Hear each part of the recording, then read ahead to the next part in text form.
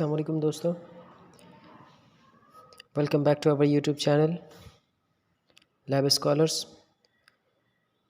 आज हम लोग बात करेंगे एक्सक्रीटरी या फिर रीनल सिस्टम के बारे में फिजियोलॉजिकली, यानी कि यूरिन फॉर्मेशन कैसे होता है और किडनी कैसे वर्क करता है एक्चुअली।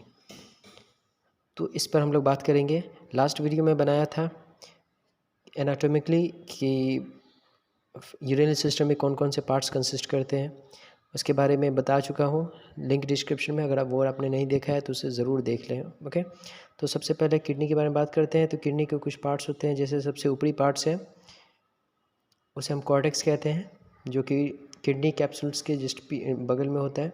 उसके बाद मेडुला है, मेडुला के अंदर ही नेफ्रॉन मौजूद होता है, जिसे हम पिरामिड्स भी कहते हैं। पिरामिड्स एक स्ट्रक्चर होता है सिर्फ उसका।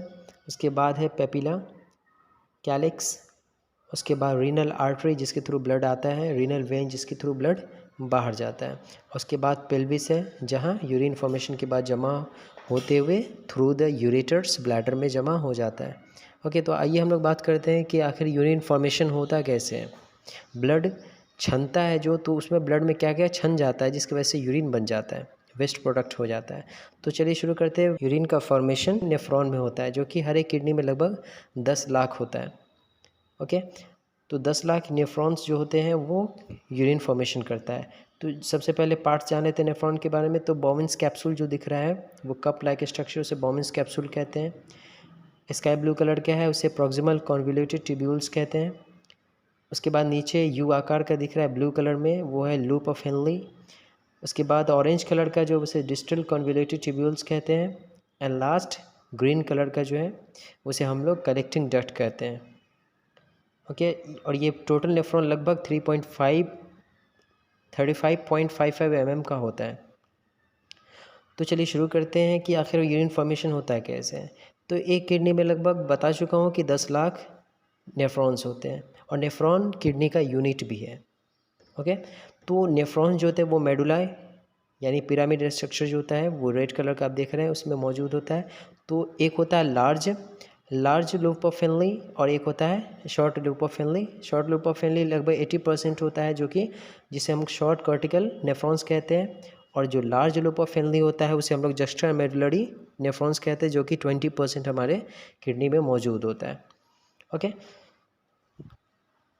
तो चलिए बात करते हैं कि यूरिन फॉर्मेशन के बारे में। तो एक नेफ्रॉन्स जो होता है उसके चारों तरफ और वेन्स भी लिपटे होते हैं। ओके, तो इसमें इसका काम है रीअब्जॉर्प्शन जो होता है प्रॉक्सिमल कॉन्वोल्यूटेड ट्यूब्यूल्स में, वो उसे एब्जॉर्ब करके ब्लड वेसल्स में भेज देता है। तो रीनल आर्टरी के थ्रू ब्लड आता है किडनी में। ओके, और रीनल वेन के थ्रू बाहर जाता है, जो कि कॉमन है, सब लोग जानते होंगे। तो यहाँ जो सबसे पहले इसमें काम होता है वो है फिल्ट्रेशन, फिर reabsorption, secretion and excretion. Okay, तो स्टेप बाय स्टेप हम लोग बात करेंगे। तो आप जो कपला का स्ट्रक्चर देख रहे हैं, जो कि first part of the nephron है, उसे हम लोग बोवेन्स कैप्सूल कहते हैं, जिसके अंदर वेन का एक कुंडलित नुमा स्ट्रक्चर होता है, जिसे हम लोग ग्लोमेरुलस कहते हैं। इसी के अंदर फिल्ट्रेशन का काम होता है। सबसे पहला फिल्ट्रेशन का काम यहीं से संपन्न होता है। ओके, तो जो फिल्टर्ड होता है इसमें, जो ग्लोमेरुलस के थ्रू जो फिल्ट्रेशन होता है वो एक बैरियर का काम करता है बोवेन्स कैप्सूल के बीच।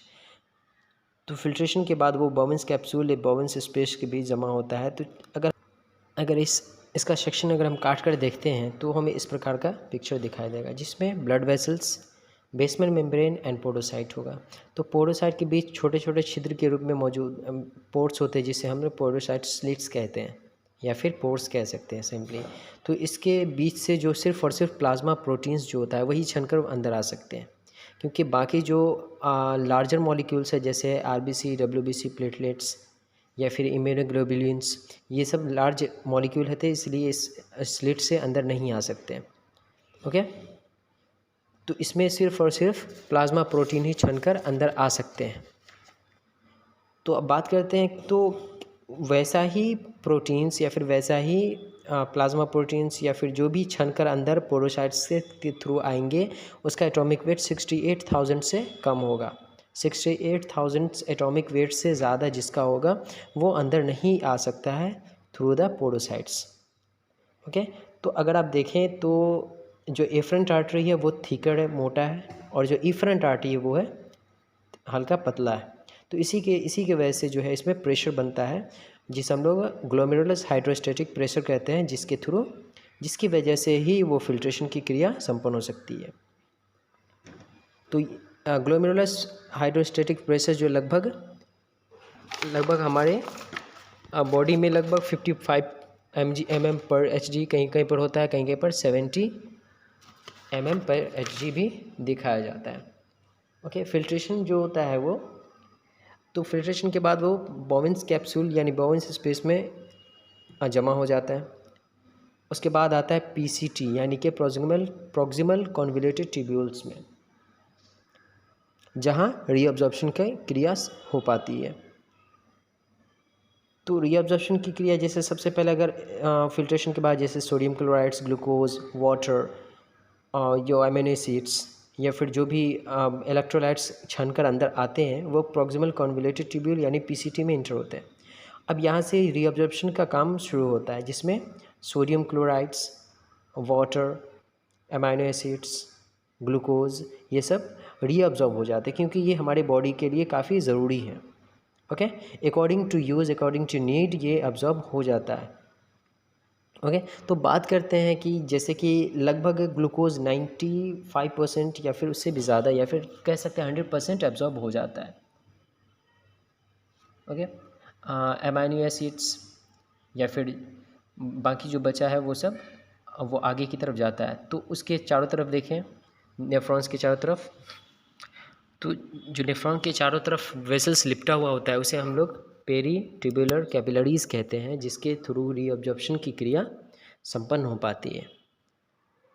ओके, जैसे वाटर अगर छानकर फिल्ट्रेशन के बाद बोवेंस स्पेस में आने के बाद प्रॉक्सिमल कॉन्वोल्यूटेड ट्यूब्यूल्स में आ गया, तो वाटर को हमारी बॉडी को ज़रूरत भी है। तो इसलिए अगर वो ज़्यादा मात्रा में अगर वाटर, ग्लूकोज, अमीनो एसिड्स अगर इंटर कर जाते हैं बोवेंस स्पेस में, तो उसका रीअब्जॉर्प्शन हो जाता है।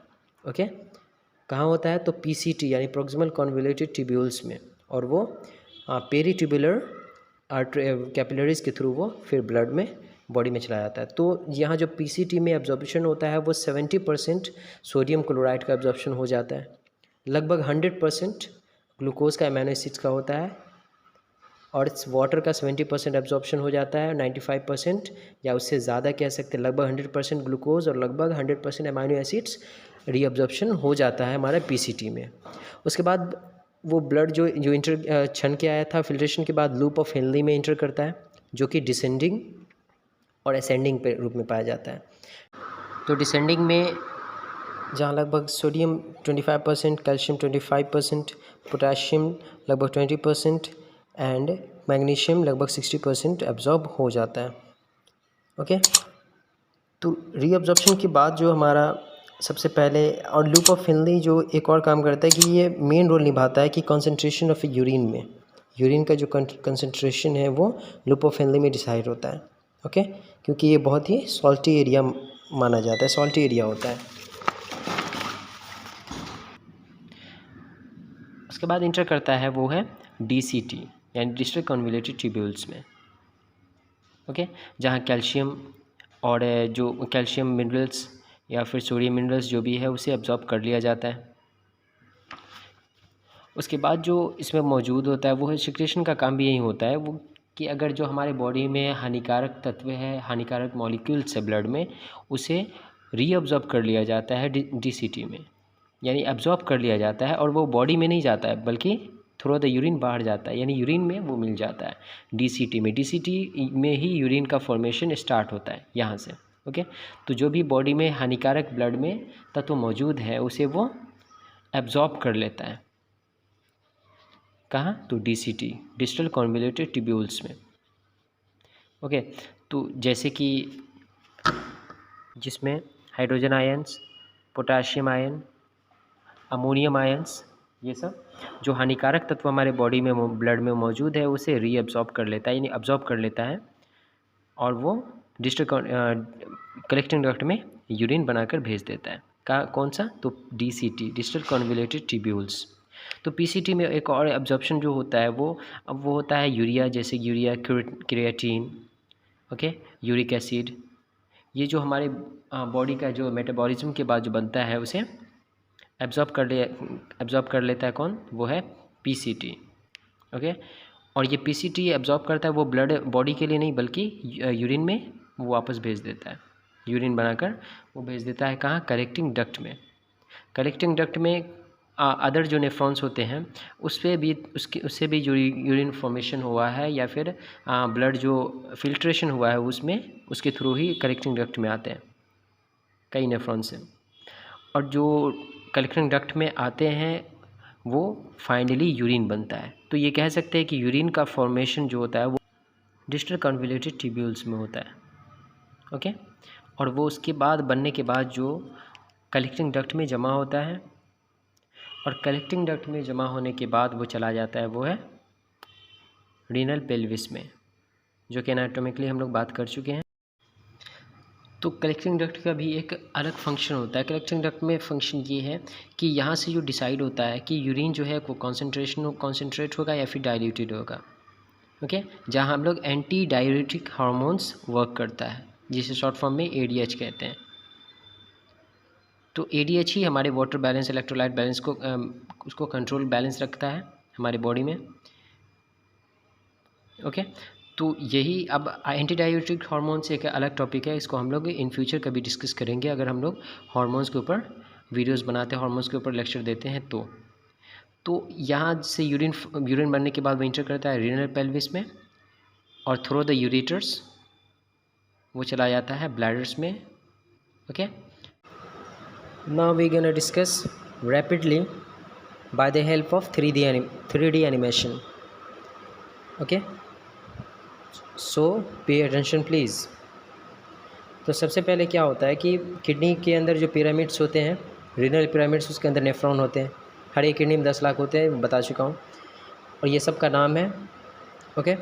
तो सबसे पहले जो स्टार्ट होता है वो यूरिन फॉर्मेशन 3 रूप में, फिल्ट्रेशन, रीअब्जॉर्प्शन एंड सिक्रीशन। इसमें ग्लोमेरुलस में जो प्रेशर बनता है, हाइड्रोस्टेटिक प्रेशर, उसके थ्रू जो स्मॉल मॉलिक्यूल्स है वो छनकर बॉवेंस कैप्सूल के अंदर आ जाते हैं, ओके। जैसे आप देख सकते हैं इसमें जो छोटे छोटे छिद्र है, जो स्लिट्स जिसको हम पोर्स कहते हैं, उसके थ्रू जो स्मॉल मॉलिक्यूल्स है वही अंदर आते हैं, बाकी RBC जा रहा है, यानी RBC, WBC, प्लेटलेट्स या इम्यूनोग्लोबुलिन जो भी लार्ज मॉलिक्यूल है वो इंटर नहीं कर पाते हैं।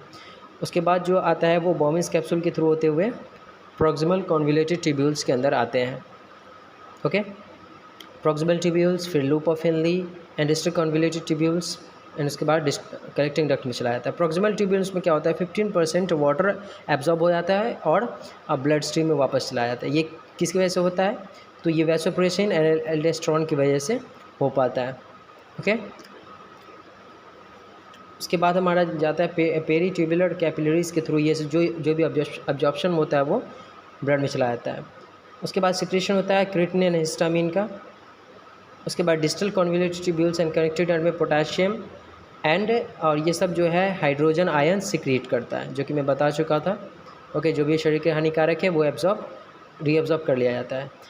एंड नाउ फाइनली जो यूरिन बनता है वो यूरिन बनता है जिसमें 95% वाटर होता है, 5% सॉल्यूट्स जिसमें यूरिक एसिड वगैरह होता है, ओके। 600 ml से 2.5 लीटर तक नॉर्मल होता है पर डे यूरिन का फॉर्मेशन। अगर 30 ml से भी कम है तो समझ जाइए आपका किडनी फेलियर्स है, ओके। इंडिकेशन है किडनी फेलियर क्या। तो ये था हमारा वीडियो फंक्शन ऑफ नेफ्रॉन के ऊपर। तो आपका उम्मीद है आप लोगों को पसंद आया होगा। अगर पसंद आया तो लाइक करें, कमेंट करें और शेयर करें अपने दोस्तों में, ओके। और भी ऐसे वीडियो के लिए हमारे साथ जुड़े रहे, सब्सक्राइब करें हमारे चैनल में and don't forget to press the bell icon, okay. अल्लाह हाफिज़।